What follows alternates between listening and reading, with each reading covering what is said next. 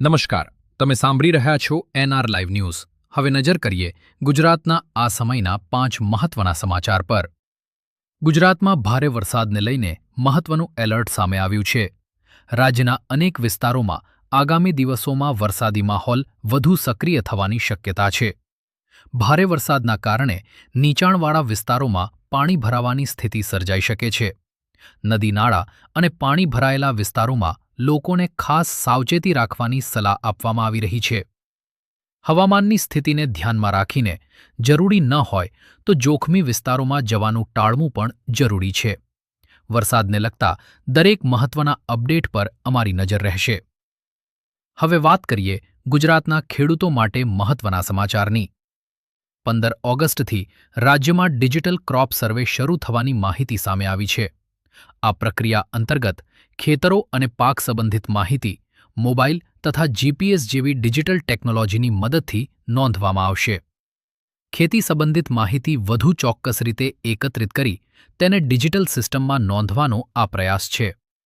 આ વ્યવસ્થાથી પાક અને ખેતી સંબંધિત ડેટા એકત્ર કરવાની પ્રક્રિયા વધુ ઝડપી અને સરળ બનવાની અપેક્ષા છે. રાજકોટ અને સમગ્ર સૌરાષ્ટ્ર માટે આરોગ્ય ક્ષેત્રમાંથી પણ મહત્વપૂર્ણ સમાચાર સામે આવ્યા છે. એઇમ્સ રાજકોટમાં પ્રથમ કોર્નિયા ટ્રાન્સપ્લાન્ટ કરવામાં આવ્યો હોવાની માહિતી છે. આંખોની સારવારના ક્ષેત્રમાં આ એક મહત્વપૂર્ણ તબીબી સિદ્ધિ માનવામાં આવી રહી છે. હવે પર્યાવરણ સાથે જોડાયેલા મહત્વના સમાચાર. ગુજરાતના નળ સરોવર માટે ₹2.94 કરોડના પ્લાસ્ટિક વેસ્ટ પ્રોજેક્ટની માહિતી સામે આવી છે. નળ સરોવર એક મહત્વપૂર્ણ વેટલેન્ડ વિસ્તાર છે અને અહીં મોટી સંખ્યામાં પ્રવાસી પક્ષીઓ આવે છે. પ્લાસ્ટિક કચરાના સંગ્રહ, વ્યવસ્થાપન અને રિસાયકલિંગ પર ધ્યાન કેન્દ્રિત કરીને નળ સરોવરના કુદરતી પર્યાવરણને વધુ સ્વચ્છ અને સુરક્ષિત બનાવવાનો પ્રયાસ કરવામાં આવી રહ્યો છે. નળ સરોવર જેવા કુદરતી વારસાનું સંરક્ષણ કરવા માટે જનભાગીદારી પણ એટલી જ મહત્વપૂર્ણ છે. અને હવે રાજકોટમાંથી ક્રાઇમને લગતા મહત્વના સમાચાર. 19 લાખ રૂપિયાની લૂંટના કેસમાં 2 શખ્સોને ઝડપી પાડવામાં આવ્યા હોવાની માહિતી છે.